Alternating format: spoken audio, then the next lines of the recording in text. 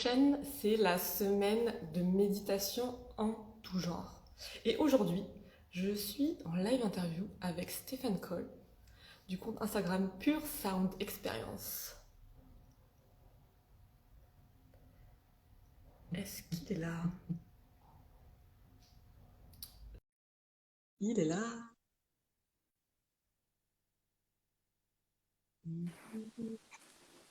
Hello, Hello, comment ça va?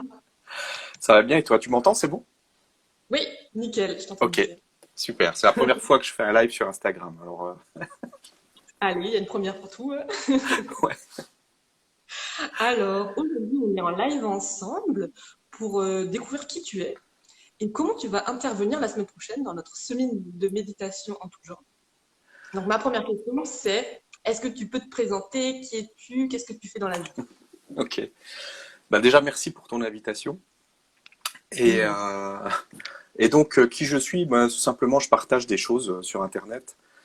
Euh, En fait, c'était en 2013. Il y a plein de choses qui se sont passées et ça s'est complètement ouvert. J'étais pas du tout dans le monde de la méditation, de la spiritualité, etc. Et il s'est passé vraiment quelque chose à l'intérieur de moi qui m'a amené à m'ouvrir à ce monde-là. Et ben, il y a tout un tas de choses qui se sont mises en place. J'ai commencé à partager des choses sur Internet, sur une page Facebook, sur un site, etc., sur une vidéo, sur la chaîne YouTube aussi. Et, euh, et ça a grandi à une vitesse incroyable. Moi, je venais du marketing Internet, et alors que je voulais pas que ça grandisse parce que je trouvais ça tellement c'était un monde tellement étrange pour moi à la base. Et mes partages, en fait, contrairement à d'habitude, je voulais que ça reste assez privé. Et puis en fait, ça s'est partagé un peu partout. Et, euh, et donc j'ai continué à m'ouvrir à tout ça. Et puis ensuite, il y a eu tout un tas de choses qui se sont passées. On a fait des événements aussi en physique. On est allé jusqu'à monter un chapiteau de cirque pour faire intervenir des personnes sur ces sujets-là. Et puis ensuite, rapidement, sont arrivées les séances, les méditations guidées, et puis l'écriture d'un livre aussi qui s'est proposé. Et là, ça fait à peu près un an que je reçois beaucoup de choses au niveau du son.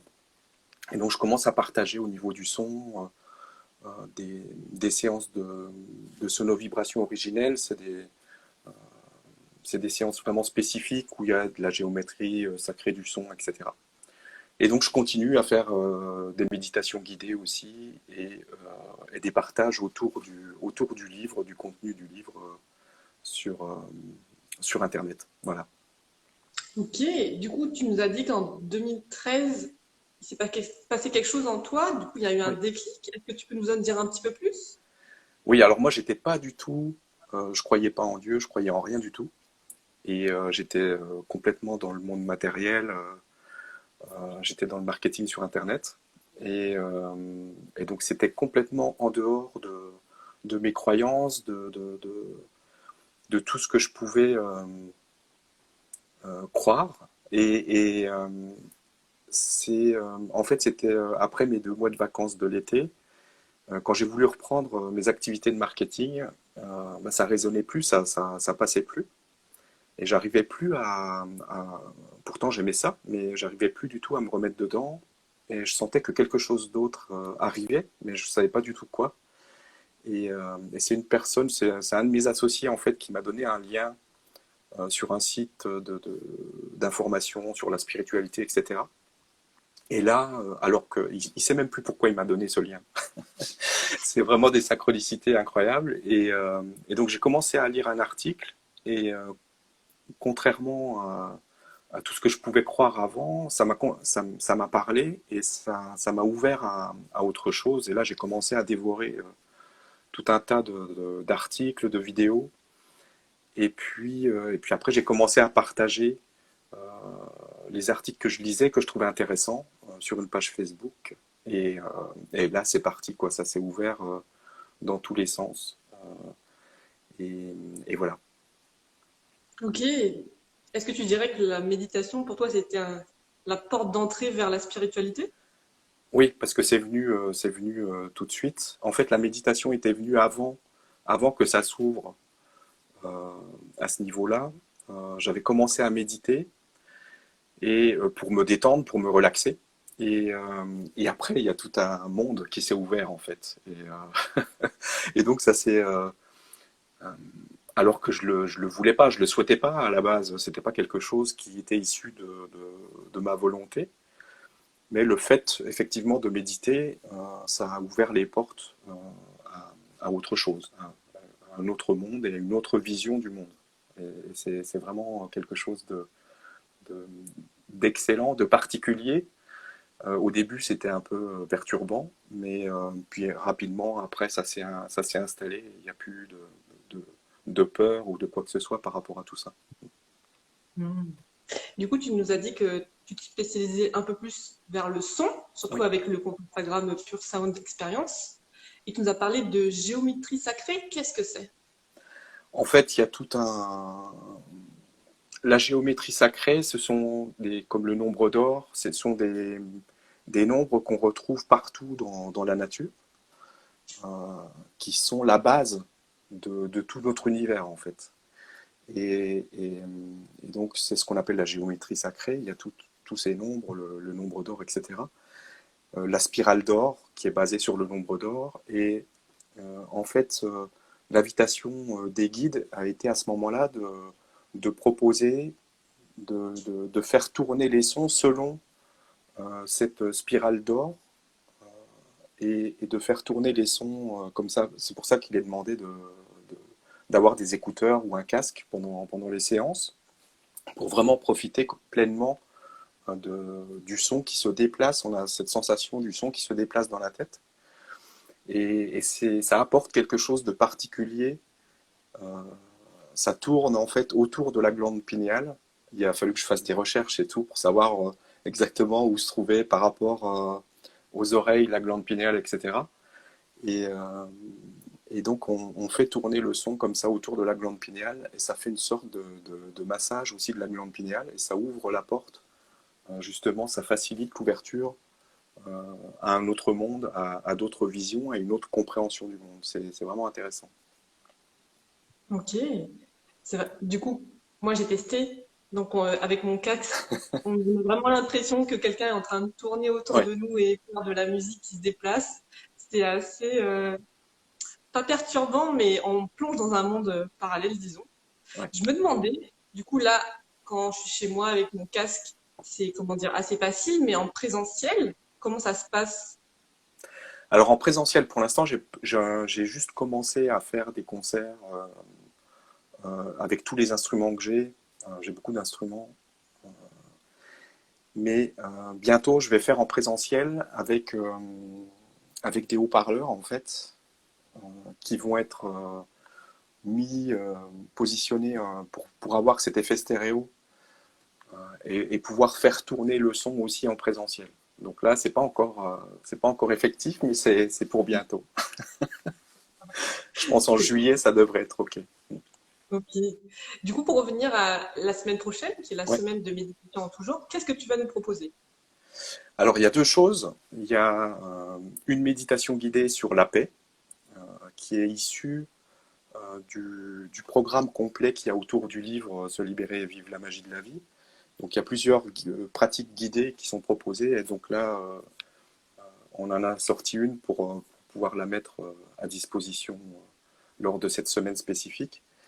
Et ensuite, il y a aussi une séance de sonovibration originelle avec la géométrie sacrée du son, et donc qui sera proposée aux personnes qui vont participer à l'événement que tu as mis en place.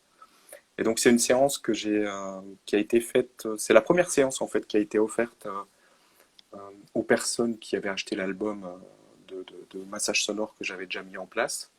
Donc c'est quelque chose qui est pas disponible aujourd'hui et qui va être proposé aussi pour ta semaine. Voilà. Est-ce que tu peux nous en dire plus du coup sur la méditation de la paix? Ouais, alors c'est une pratique qui nous ramène à la vérité de ce que l'on est en fait à la base. Parce qu'on a tendance à chercher la paix à l'extérieur. Or, à l'inverse, ce qui est exprimé aussi dans le livre, c'est que la paix, c'est ce qu'il y a à l'intérieur et il y a le bruit à l'extérieur, du mental ego, etc., qui vient masquer cette paix qui est déjà là. Donc il ne s'agit pas de chercher la paix à l'extérieur, mais de la laisser apparaître depuis l'intérieur en cessant de s'accrocher au bruit du personnage, du mental ego et de tout ce qui peut se présenter dans l'expérience. Donc c'est en ce sens que cette méditation, cette pratique guidée a été construite et c'est comme ça qu'elle est proposée en tout cas. Trop bien. Je vois qu'il y a eu des petits cœurs là, et je crois que ça touche les gens qui nous regardent. Moi aussi, ça me touche, vous inquiétez pas. Moi, j'ai une question pour quelqu'un qui est plutôt rationnel, Oui, qui est anti-spirituel. oui. C'est quoi ton conseil pour lui dire, tu peux essayer la méditation, ne t'inquiète pas, tu peux pas tomber en mode chaman? Bon, en fait, après, c'est quelque chose qui se propose. On ne peut pas se forcer, je pense, à méditer si on n'a pas envie de le faire. Mm. Maintenant, ça peut être quand même une opportunité de pouvoir s'ouvrir à ça et au moins d'essayer, Mm. parce que on s'en fait tout un truc, mais en fait c'est quelque chose qu'on fait aussi naturellement quand on se balade dans la nature. Méditer, c'est pas se mettre assis et puis se mettre en position du lotus et ne plus bouger et ne plus avoir de pensée. C'est au-delà de ça en fait. Et j'avais lu une fois un article sur la manière de méditer des Occidentaux qui est différente de- dans l'Inde ou d'autres pays, où on est plus ouvert en fait à une méditation en marchant, en fait, en se baladant dans la nature, en étant en mouvement en fait. Et donc on peut très bien méditer en mouvement, on peut très bien se mettre un casque sur les oreilles, aller dans la nature, écouter une méditation guidée ou s'allonger dans l'herbe. Et il y a plein de façons de méditer. Et chacun va trouver sa propre manière. Il y a pas de règle générale. Donc simplement d'essayer. Et ça peut ouvrir vraiment un autre espace et surtout ramener justement une paix intérieure qui va être beaucoup plus présente après dans la vie de tous les jours parce que la vie est très stressante aujourd'hui et on subit tout un tas de stress, que ce soit au travail, en dehors, etc. Surtout avec ce qui se passe en ce moment aussi. Et donc, c'est de pouvoir retrouver un calme euh, et un moyen pour se détendre et relâcher toute cette tension qui se propose dans l'expérience. Et c'est rien que ça. C'est un bonus vraiment absolument génial. Et une fois qu'on a goûté, après, on ne peut plus s'en passer. Je suis totalement d'accord. On a un commentaire. C'est ça pour moi la méditation. En marchant dans la nature et en ressentant les énergies. Chacun sa façon de Voilà. méditer, ouais. Ouais, ouais. Il y a plein de façons et il n'y a pas de bonne ou de mauvaise façon. Est-ce que vous avez des questions? Je vois qu'il y en a qui nous regardent. Si vous avez des questions à nous poser, on sera heureux d'y répondre. Et si vous voulez tester la méditation, la semaine prochaine, il y a une semaine dédiée, 7 jours de méditation, donc une vidéo par jour pour vous recentrer, pour vous réaligner, pour goûter en fait à différentes pratiques, à différents intervenants. Et je pense que ça va être bien kiffant. C'est bien, comme ça, les personnes pourront trouver ce qui leur convient, ce qui leur plaît, avec quoi elles vibrent. Exactement. On n'a pas de questions. Je pense qu'on est bon. Je pense que rien qu'avec ce live interview, on s'est déjà un peu recentré. Alors imaginez la semaine prochaine. Ça va être super agréable à mon avis. Ouais. Oui. Ben, merci beaucoup Stéphane et on Bah, se dit merci à à très toi. vite Ouais, et à belle très vite. Ouais. journée. Merci. Ciao, ciao.